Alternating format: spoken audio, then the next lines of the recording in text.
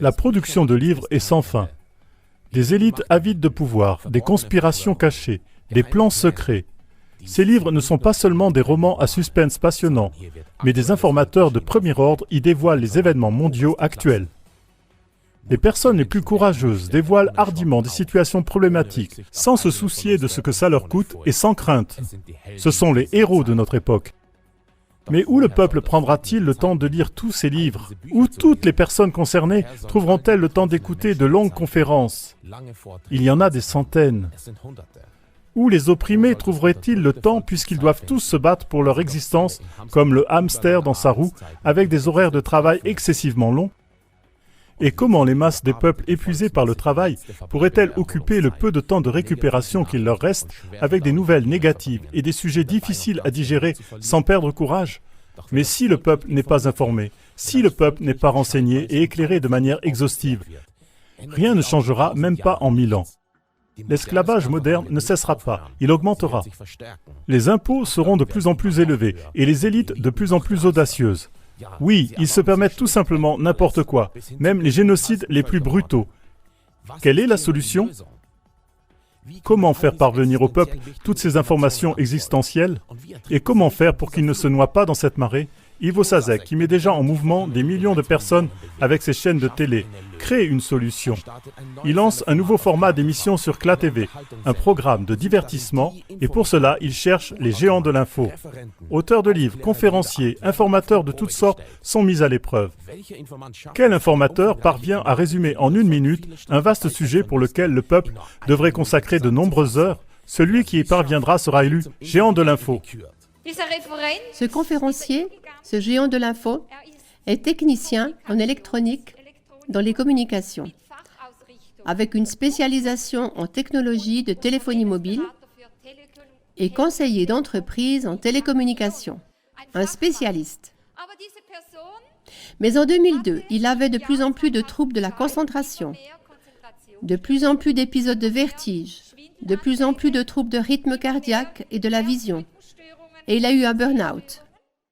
Depuis, cette personne habite dans la forêt.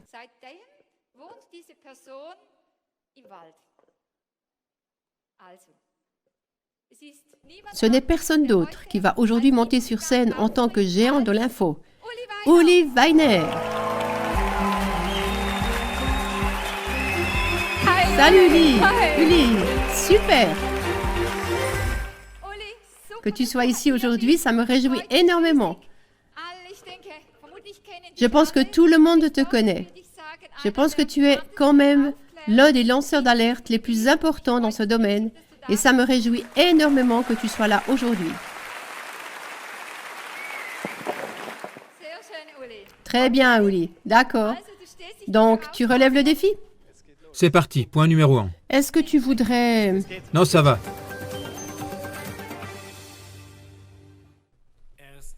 Premièrement, qu'entend-on par téléphonie mobile et où se cachent les technologies qui s'y rapportent?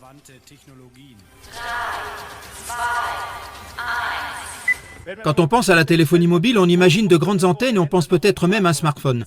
Mais il y a pourtant une infinité d'émetteurs cachés fixés aux lampadaires, dans les clochers, dans les arbres, etc. Mais ce qui est beaucoup plus problématique et dont nous ne sommes pas conscients, c'est les appareils cachés dans les maisons et sur les lieux de travail qui diffusent 24 heures sur 24 et qui représentent une exposition très élevée au rayonnement en raison de leur proximité. Ce qui est décisif, c'est toujours ce qui parvient au niveau de la personne et non la puissance de l'émetteur. Le Wi-Fi et les téléphones sans fil DECT, par exemple, sont dans la plupart des foyers la plus forte source d'exposition au rayonnement. Attention, ces appareils sont des émetteurs en continu, suivis de peu par le smartphone qui a une connexion de données ininterrompue. Dans ce lot, il y a aussi les appareils qui ont le Bluetooth et le Wi-Fi intégrés. Par exemple, les téléviseurs, les systèmes de son, les machines à laver modernes, les réfrigérateurs, les machines à café, les imprimantes, les babyphones, etc. Les voitures modernes ont aussi ces émetteurs intégrés qui doivent absolument être éteints. Conclusion que celui qui veut améliorer le monde commence dans sa propre maison et met dehors ses antennes radio. Waouh! Uli! Plus c'est court, mieux c'est! Sortez les antennes radio de votre maison. Ça, nous pouvons le faire. Ça, nous pouvons le faire. Je pense que c'est par là que nous allons commencer. Passons au deuxième pilier.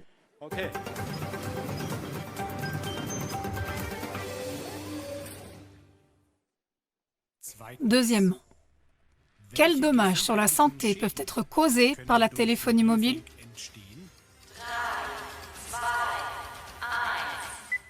L'organisme humain est basé sur de nombreux processus de régulation et de contrôle électrique et électromagnétique. Par conséquent, il est très sensible à une irradiation permanente venant de l'extérieur. C'est pour cela que les scientifiques disent « comprendre l'électromagnétisme, c'est comprendre la vie ».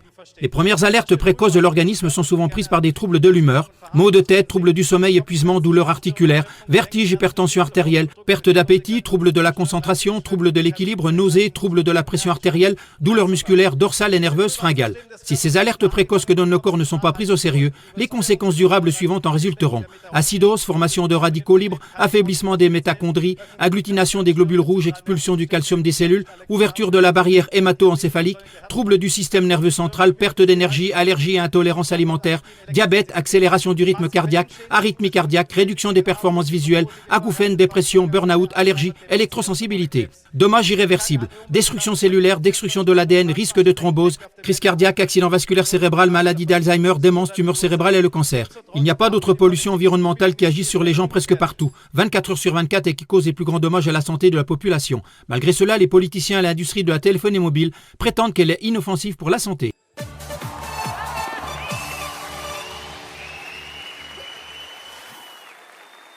Donc, tu te soucies beaucoup des enfants. Absolument, les enfants sont ma priorité. Je sais que la prochaine question en parle.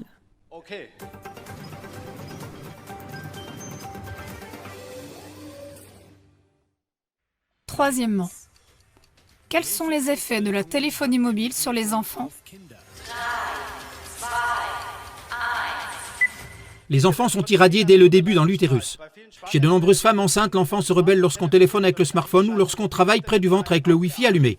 Une étude danoise menée auprès de 13 000 enfants montre que les femmes enceintes qui utilisent régulièrement leur portable pour téléphoner augmentent de 50% le risque que leur enfant devienne hyperactif. Si ces enfants utilisent eux-mêmes le téléphone portable avant l'âge de 7 ans, le risque augmente même à 80%. Premier symptôme qu'on observe chez les enfants. Des bébés qui crient beaucoup, difficultés d'apprentissage, de concentration, d'orthographe et de lecture, difficultés à trouver ses mots, agressivité, dépression, TDA, TDAH, diabète, fatigue permanente, apathie, saignement de nez, burn-out. Conséquences graves, troubles du développement, arrêt de croissance, risque de dépendance aux jeux internet, aux smartphones, accidents vasculaires cérébraux, tumeurs, leucémie, cancer. Les troubles viennent lentement et ne peuvent être annulés par la suite. Une étude suédoise montre que le risque de développer une tumeur cérébrale augmente de 500% si un téléphone portable est utilisé avant l'âge de 20 ans. Même Deutsche Telekom écrit dans le mode d'emploi de ses routeurs Wi-Fi qu'ils ne doivent pas être installés dans les chambres d'enfants ou les chambres à coucher. La France a introduit une interdiction de téléphone portable dans toutes les écoles et collèges.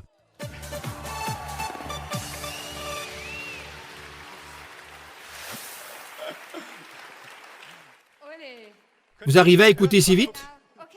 Uli, c'est énorme ce que tu racontes. Nous devons entendre ces informations. Elles doivent être entendues. Ça doit rentrer dans nos têtes.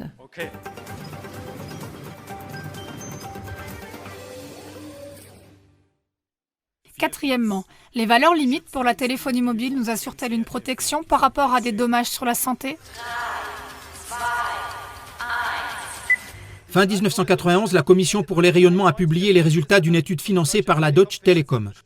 On a constaté que des cultures cellulaires expulsaient du calcium, ce qui est un stade préalable au cancer. Les premiers réseaux digitaux de téléphonie mobile 2G étaient déjà en construction et avec ce résultat, la construction du réseau aurait dû être arrêtée immédiatement. L'industrie de la téléphonie mobile a eu un gros problème et elle a médité une ruse. C'est dans ce but qu'elle fonde l'association appelée Commission internationale pour la protection contre les rayonnements non ionisants, inscrite au registre des associations de Munich. Cette association se compose exclusivement de physiciens et de techniciens favorables à l'industrie et elle choisit elle-même ses membres. Bien qu'ayant le même statut juridique qu'un club de sport, de jardinage ou de costume traditionnel, elle a été installée dans le bâtiment de l'Office fédéral de la protection des ondes. Ce comité décide d'une recommandation de valeur limite basée uniquement sur un effet thermique et elle exclut tous les dommages biologiques qui sont connus depuis 1932. Les valeurs limites en vigueur sont calculées sur un laps de temps de 30 minutes et n'ont été testées que par rapport au réchauffement de tissus morts. Mais nous sommes des êtres vivants et nous sommes irradiés 24 heures sur 24, 365 jours par an. Il restait maintenant à trouver un moyen de donner force de loi à ces recommandations. À cette fin, une physicienne jusqu'alors inconnue a été nommée au nouveau ministère de l'Environnement et de la Sûreté nucléaire. À travers elle, une loi a été adoptée pour protéger la population exclusivement de la chaleur des ondes. Tous les effets biologiques qui vont jusqu'au cancer n'ont pas été pris en compte. C'est comme si une personne munie d'un thermomètre se tenait devant une centrale nucléaire et disait « Il n'y a ici qu'un degré de température de plus », ce qui veut dire que le rayonnement radioactif est inoffensif. Comme les téléphones mobiles et les smartphones dépassent même ces valeurs limites extrêmement élevées, les appareils mobiles ont été exclus de ces réglementations. Il n'y a donc pas de valeur limite pour les téléphones sans fil et les routeurs Wi-Fi, etc. Il s'agit de la plus grande tromperie de tous les temps au détriment de toute la population. La justice devrait s'occuper de cette affaire. Super, vas-y Uli, c'est parti pour un prochain tour. C'est parti pour le prochain tour.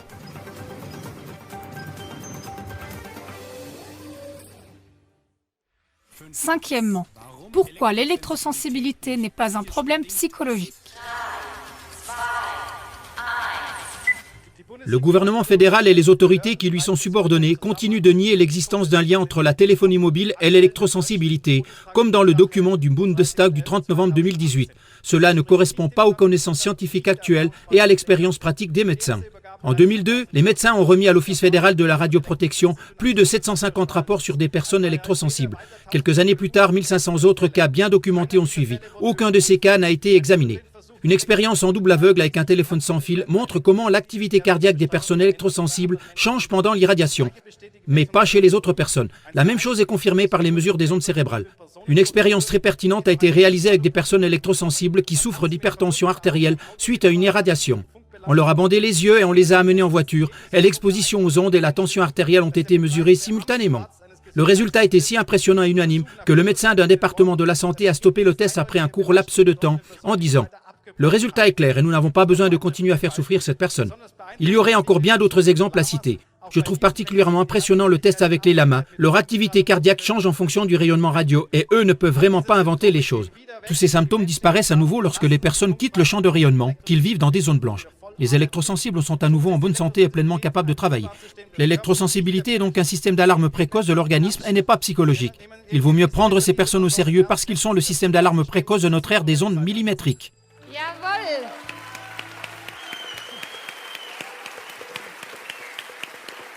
Très bien. Uli, ça va encore? Oui, je viens seulement de m'échauffer. Nous aussi. Bon prochain tour.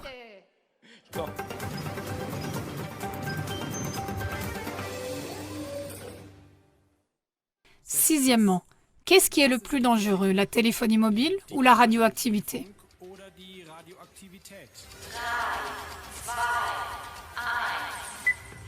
Il est incontesté aujourd'hui grâce à de nombreuses études que la radioactivité provoque le cancer et la leucémie. Plusieurs études ont également été faites pour savoir si le rayonnement de la téléphonie mobile est capable de diviser les noyaux cellulaires comme le fait le rayonnement radioactif. C'est ce qu'a démontré le professeur Adelkofer dans le cadre de l'étude Reflex, une étude à grande échelle de l'UE. Le rayonnement des téléphones portables est capable de briser le noyau cellulaire et de causer des dommages génétiques. Dans des fermes proches d'antennes, on voit les déformations que cela cause chez les animaux. Naissance prématurée, malformation, stérilité, etc. Dans une décision du tribunal italien de Brescia, un lien clair a été établi entre une tumeur cérébrale et l'utilisation de téléphones portables et de téléphones sans fil. L'argumentation est extrêmement intéressante et vaut la peine d'être lue. Ainsi, l'expert judiciaire affirme que le risque de tumeur cérébrale lié à l'utilisation d'un téléphone portable est plus élevé que le risque lié au largage des bombes atomiques sur Hiroshima et Nagasaki. Le professeur Karl Echt de la Charité à Berlin, après avoir évalué des centaines d'études et avoir fait ses propres recherches, conclut « À long terme, la téléphonie mobile est aussi dangereuse que le rayonnement radioactif ».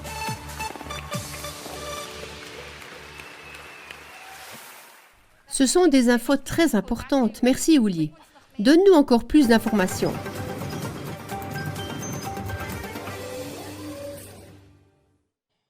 Septièmement, l'État et les administrations sont-ils neutres? À première vue, on pense toujours que les administrations de l'État sont neutres et indépendantes les unes des autres, qu'elles ont toujours à l'esprit le bien-être des citoyens. Toutefois, lorsqu'on regarde la téléphonie mobile, il devient vite clair que l'État, en tant que RFA, possède des parts de la télécom et qu'il exploite ainsi lui-même des réseaux de téléphonie mobile tels que les réseaux GSM, UMTS et LTE. S'y ajoutent d'innombrables points d'accès Wi-Fi à un réseau de téléphonie mobile à l'échelle nationale selon la norme TETRA.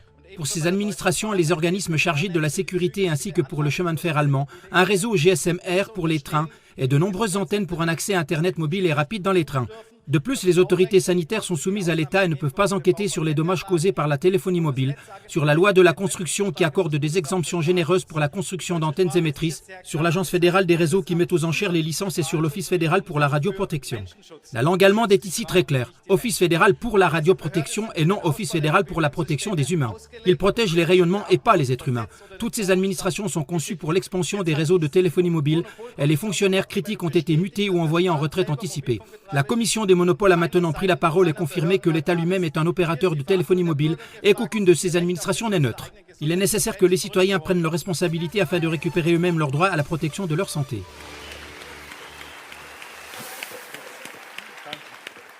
Il faut absolument savoir tout cela. Ça, ce sont des conflits d'intérêts également dans la téléphonie mobile.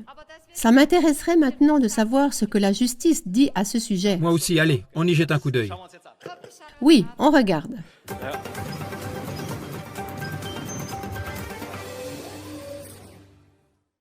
Huitièmement, que dit la justice internationale au sujet de la menace que représente la téléphonie mobile?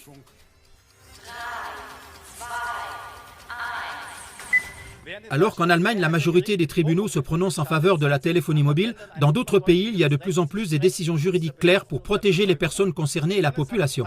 Ça a commencé aux États-Unis dans les années 2000. Là-bas, de plus en plus de patients ayant une tumeur cérébrale ont reçu plusieurs millions de dollars d'indemnisation quand leur tumeur se trouvait du côté où ils téléphonaient le plus, à droite chez les droitiers, à gauche chez les gauchers. La même chose s'est produite en Italie lors de procès au sujet de tumeurs cérébrales, où un lien de cause à effet clair a pu être prouvé et où des experts proches de l'industrie ont été exclus de la procédure car jugés partiaux. En France et en Espagne, plusieurs personnes électrosensibles ont reçu des indemnisations, une rente. En outre, on y a ordonné et exécuté le démantèlement de nombreuses antennes. L'Italie fait à nouveau la une des journaux en ce moment, car toutes les autorités italiennes ont été condamnées à informer le public de manière exhaustive sur les dangers du rayonnement de la téléphonie mobile. Un autre jugement significatif a eu lieu peu après. On a accordé à une fille électrosensible le droit d'aller dans une école sans Wi-Fi. Le bouquet final, c'est le procès actuel aux États-Unis, où l'Union internationale de l'industrie des télécommunications a été accusée de conspiration contre l'État et contre ses citoyens et a été condamnée en première instance. L'Union industrielle a fait appel et ce n'est donc pas encore terminé. Conséquence des procès, aucune compagnie d'assurance au monde n'assure un opérateur de téléphonie mobile. Quand la justice des pays germanophones commencera-t-elle à enquêter, à indemniser les victimes et à mettre en prison les vrais coupables?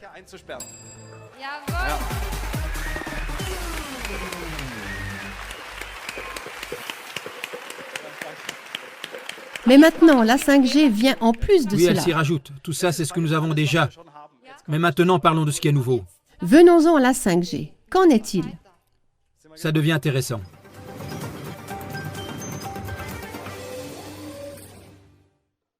Neuvièmement, qu'est-ce que la 5G?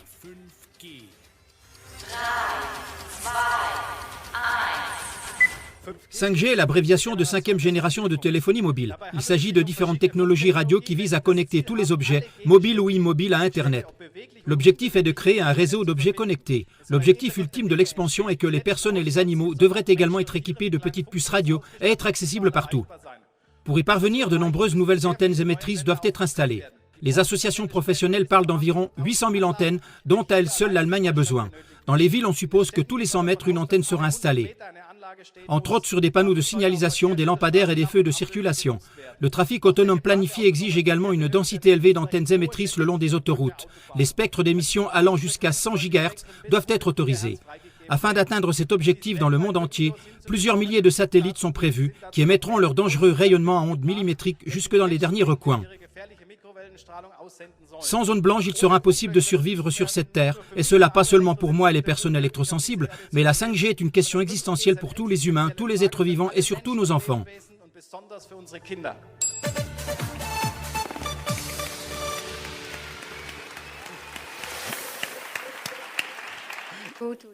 Bien. Enfin, non, pas bien, mais continuons.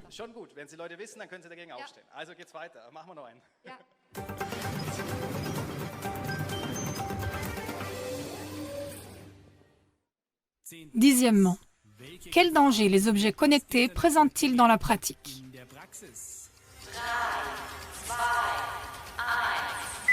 La mise en réseau de tous les petits et gros appareils avec Internet, par exemple le réfrigérateur ou la machine à café avec le magasin en ligne. Le pull en réseau, c'est particulièrement pratique. On peut utiliser une application pour voir exactement s'il se trouve dans la machine à laver, dans l'armoire ou encore dans la voiture.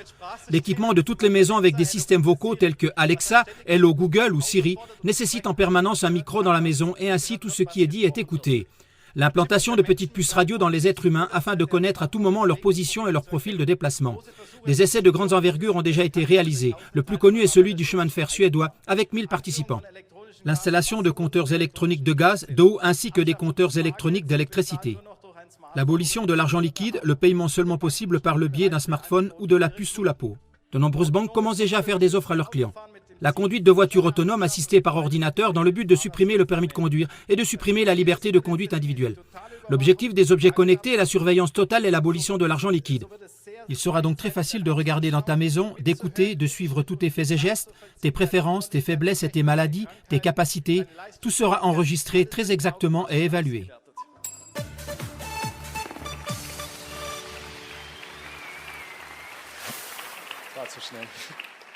Là, il y a vraiment quelque chose qui vient vers nous, n'est-ce pas? Et qui est vraiment grave. Et c'est pour cela que nous avons besoin du dévoilement, que nous avons besoin de géants de l'info. C'est pour cela que nous avons besoin du prochain pilier. Vas-y, Uli. 11e, pourquoi nous devons nous opposer à la 5G? La 5G doit être introduite sans étude préalable sur les risques pour la santé. Les dommages provenant de la téléphonie mobile sont connus depuis 1932 et la 5G est également basée sur la technologie dangereuse des ondes millimétriques. En raison de la densité des émissions, tout le monde sera concerné et les valeurs limites, qui ne protègent que contre la chaleur, seront augmentées pour le bien de l'industrie. La mise en réseau de toutes choses, y compris les personnes et les animaux, conduit à une possibilité de surveillance et de contrôle total. L'abolition de l'argent liquide et le développement de la numérisation, des déclarations fiscales, du courrier électronique, des cartes d'assurance maladie électronique, etc. renforceront encore cette tendance.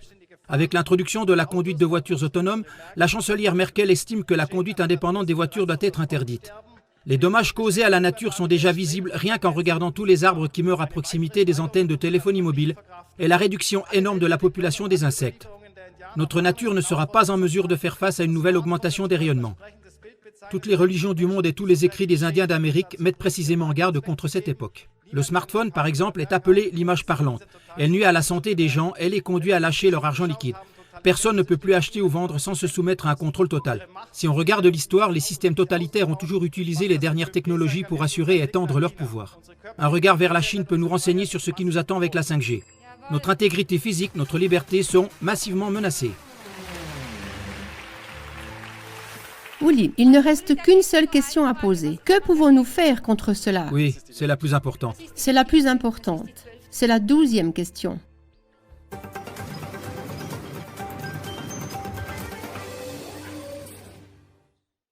12e, que peut-on faire activement contre le développement de la 5G? Comme le dit un vieux proverbe, celui qui veut changer le monde, qu'il commence par lui-même. Utiliser dans la maison Internet et le téléphone par câble, renoncer clairement à la technologie des ondes numériques. Câbler tous les appareils de sa maison et couper les connexions par ondes. Connecter les smartphones, les ordi et les tablettes par câble à Internet. Utiliser des téléphones filaires, éteindre le Wi-Fi. Rejoignez le boycott des consommateurs et désactivez votre smartphone et portable. N'appelez plus aucun appareil mobile. Comme ça, l'industrie de la téléphonie mobile ne gagnera plus un centime. Payez en espèces et évitez les moyens de paiement électroniques. Informez vos voisins, amis, parents, collègues de travail, car ils ne sont pas non plus au courant. Formez des réseaux et transférez les informations les plus importantes qu'on trouve sur Internet. Pour les personnes qui n'ont pas Internet, imprimez ou donnez des DVD, des clés USB avec de précieuses vidéos pour leurs téléviseurs modernes. Organisez des soirées d'information, écrivez à des parlementaires dignes de confiance, car ils ne sont pas non plus au courant. Informez également les maires et les conseillers municipaux de votre commune. Regardez où vous pouvez participer à des poursuites et des plaintes pénales. Participez à des actions, des stands d'information, des soirées, de préférence de façon régulière. Nous, les électrosensibles, nous prévoyons de nous lever à l'échelle nationale et de commencer le 5 mai 2019, puis tous les 5 du mois, 5 comme 5G. Parce que les autorités publiques sont silencieuses, nous devons agir.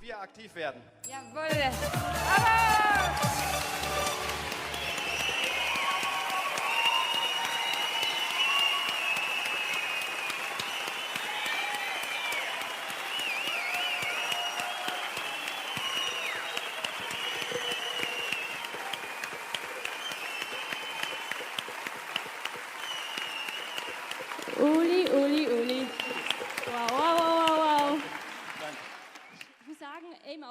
Ouli, je dois dire que sur CLA TV, je regarde chaque émission. Je regarde toujours si tout est bien. Tu as fait une excellente conférence transmise sur CLA TV qui dure 2 heures. Je n'ai pas pu prendre ce temps, bien que j'ai toujours voulu le faire. Plus de 2 heures. Ça, c'est cette grosse noix que les petits écureuils ne peuvent pas casser dans cette vie quotidienne stressante que nous avons. Et toi, tu as cassé cette noix. Parfait! Nous jetons un coup d'œil sur les chiffres pour voir ce que le jury en pense. Allons-y. Also, bitte, du hast...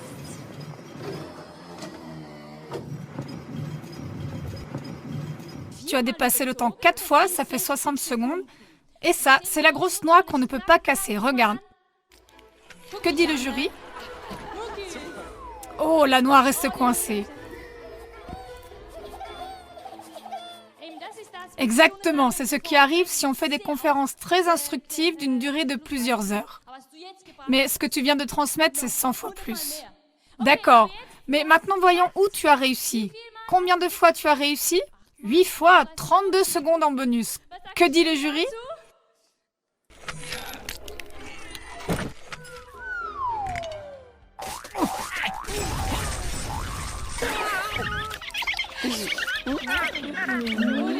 Ouli, c'est évident. Bien sûr que tu mérites ton trophée.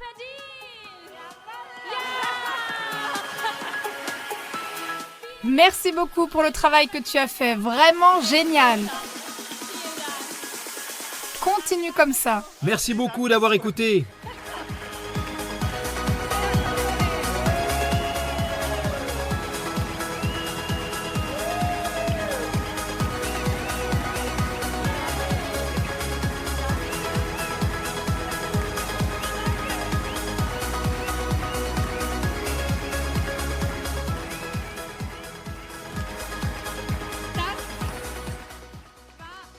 C'était tout simplement génial.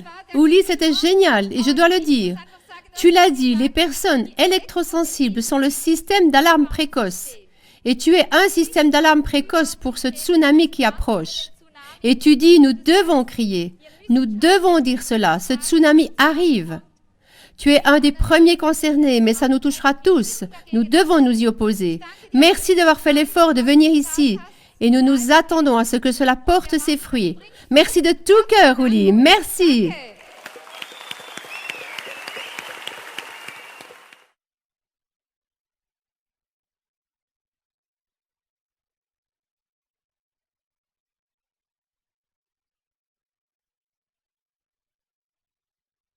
Auteur de livres, conférencier, spécialiste du dévoilement de toutes sortes.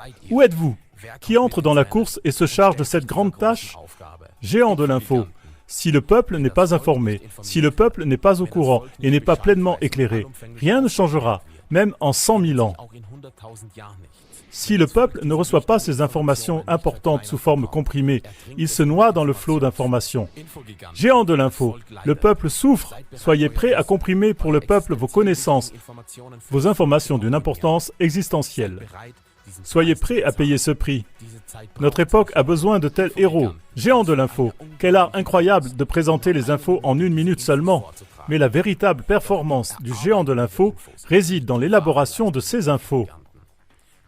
C'est un travail difficile de résumer les messages clés, et c'est pourquoi la plupart des gens ne veulent pas le faire. Géant de l'info, résume ton livre, tes connaissances, en un maximum de 12 rubriques, et apporte-les à tous dans l'un de nos spectacles en 1 minute chacune. Géant de l'info, si vous connaissez de tels informateurs, veuillez le faire connaître à ce nouveau format d'émission. Si vous êtes vous-même intéressé, veuillez contacter contact@klagemauer.tv en mettant comme sujet InfoGigant. Nous vous accueillerons dans l'un de nos 165 studios CLA TV. Son jury sympathique et surtout le public de CLA TV du monde entier vous attendent et nous attendons avec impatience le prochain spectacle du géant de l'info. Au revoir et merci beaucoup. www.cla.tv/1254